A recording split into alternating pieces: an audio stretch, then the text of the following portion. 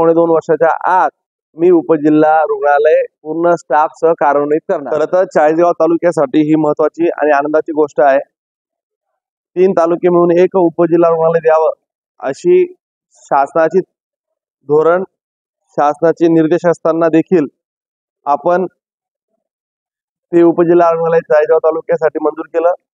गेल्या अनेक वर्षापासून चाळीसगावला उपजिल्हा रुग्णालय व्हावं अशी मागणी होती, परंतु नुसतं उपजिल्हा रुग्णालय मंजूर करून आपण थांबलो नाही, तर उपजिल्हा रुग्णालयासाठी 29,60,00,000 रुपयाची इमारत काल त्याची प्रशासकीय प्रमाण मी मुंबईहून मिळवली आणि आता ह्या 1 ते 1.5 महिन्यात काम चालू, प्रत्यक्ष काम चालू होऊन 1.5 वर्षात सुसज्ज असं 30 कोटी रुपयाचं आज उपजिल्हा रुग्णालय चाळीसगाव तालुक्यात चालू होणार आहे।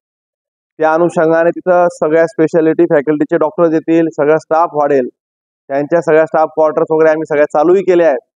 मला असं वाटतं की आरोग्य क्षेत्रातलं एक ज्याला म्हणतो की एक महत्वाचं पाऊल वर्षानुवर्ष कामात येईल अशी एक यंत्रणा व्यवस्था इथं उभी राहिली। मी आपल्या राज्याचे मुख्यमंत्री, उपमुख्यमंत्री देवेंद्रजी, गिरीश भाऊ, आरोग्यमंत्री यांचा मनापासून आभार व्यक्त करतो आणि एक स्वप्न चाळीसगावकरांचं त्या दृष्टिकोनातून पूर्ण होतं याचा मला आनंद होतोय।